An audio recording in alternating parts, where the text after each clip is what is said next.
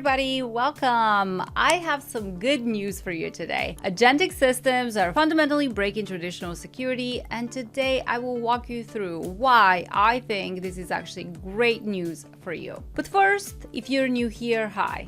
I am Eva, and I help you make sense of security in the age of AI. If that sounds good to you, go ahead and hit that subscribe button and let's go. So here's what's going on. For decades, security was built on clean separations. Code was code, data was data, policy was a separate enforcement layer, identity was a credential attached to a principal. These were distinct domains with distinct tools, distinct teams, and distinct career paths. Agentic AI is collapsing all of those separations. And I don't just mean it's adding a new attack surface on top of what we already have. Okay, that's obvious. We already knew that. What I mean here is less obvious. Agentic systems are dissolving the boundaries between the things we built security on in the first place. I'll walk you through how exactly I'm thinking about how agentic AI is breaking security and exactly why I'm excited about it. First, let's look at identity. Everything in security is built on identity, and identity was already one of the hardest problems in enterprise security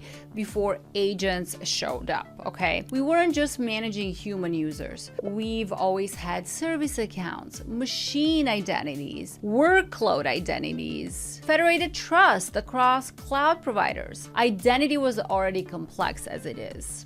Now, agents make it fundamentally harder. An agent operates with delegated authority, but it's not the user, it's not the service, and it's not a workload in any traditional sense. It's a new kind of principle. Our existing identity frameworks have no clean primitive for an autonomous process that acts on behalf of a user within constraints that the user may or may not fully understand, across services that the user may or may not have explicitly authorized. In practice, organizations are either giving too much access to agents or too little access, making them useless. It's very hard to find that middle ground because that abstractions for identity for agents does not exist yet. So this is something that is breaking cybersecurity fundamentally. Next is policy. In classical systems, policy is code or config rules. It's very deterministic, and the data goes through that logic. With agentic systems, the prompt is both policy and data at the same time.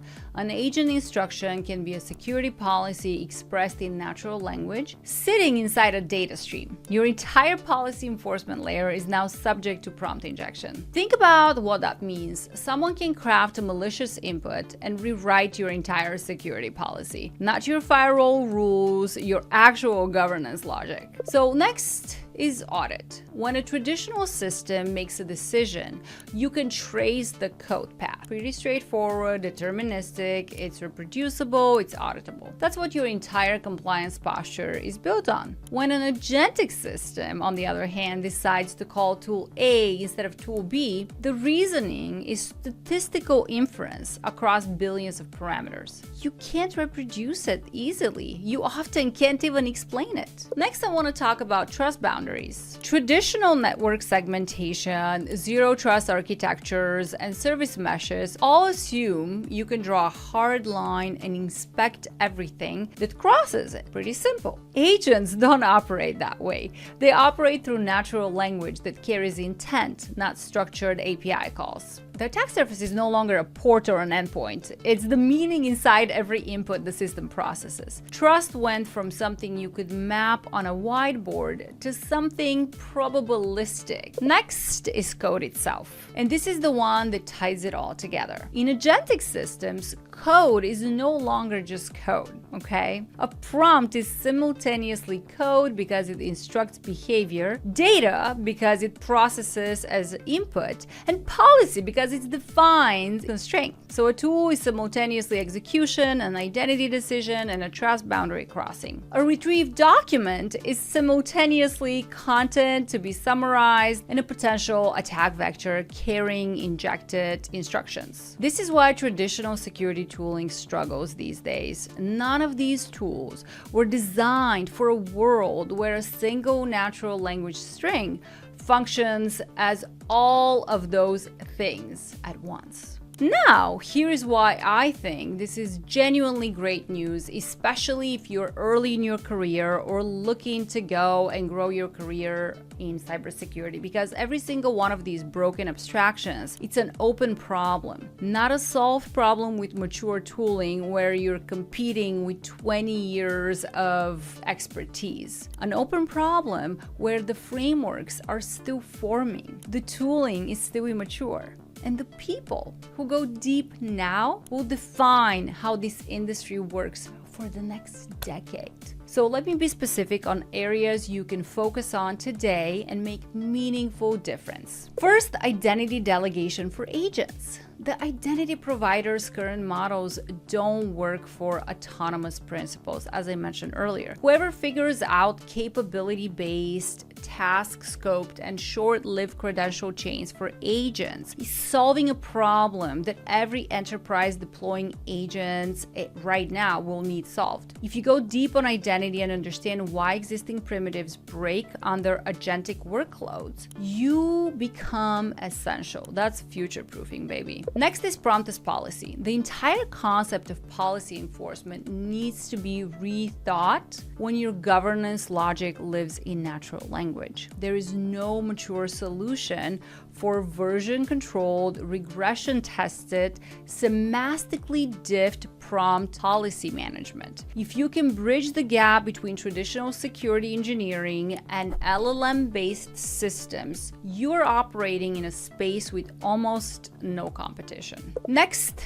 is observability for non-deterministic systems. Compliance teams need audit trails they can defend for regulators. If you understand both compliance and frameworks and how agentic orchestration actually works under the hood, that combination is super rare. Next, you can also focus on the idea that every document, every API response, every retrieved context entering an agent pipeline needs to be treated as potential attack vector, and that you need mediation layers between what the model can see and what it can execute. This is greenfield, baby. If you understand both traditional network security and how retrieval augmented generation pipelines work, you can design the trust architectures of the future, okay? We really need somebody to do this. And finally, code data policy intertwining in self. Organizations that figure out how to govern artifacts that are simultaneously code, data, and policy will need people who can think across all three domains. That's not a common skill set just yet. Most security professionals specialize in one of those. The ones who can operate across the full stack of collapsed abstractions will be the ones leading this space for years to come. This is the pattern, okay? Every major shift in computing, cloud, containers, API, microservices, they all created a window where the old expertise hadn't yet adopted and the new expertise was being defined in real time. The people who went deep during those windows built careers that lasted decades and got them places. Agentic AI is that window right now, except the surface area of change is wider than anything we've seen before, because it's not just one abstraction that broke. It's basically everything simultaneously. So organizations are going to need people who understand all of these changes and can navigate these problems. If you're looking at all of this and feeling overwhelmed, I'd encourage you to flip that. This is the most open the playing field has been in years. Pick one of these broken abstractions, go deep, understand why the current approaches are not sufficient, study the frameworks that are trying to address it, and see how you can contribute, okay? There are a ton of resources already that are trying to chip at these problems. I'll link some of them below. But the community really needs practitioners who are thinking about this, not just big organizations trying to solve it. So look, companies are going to need to solve these problems, and they're going to need people with fresh thinking and fresh ideas on how to approach these problems. This is your opportunity to shape cybersecurity and build a career that will last for years to come. We really need people with fresh perspective and with creative minds to come in and help redefine cybersecurity as we know it.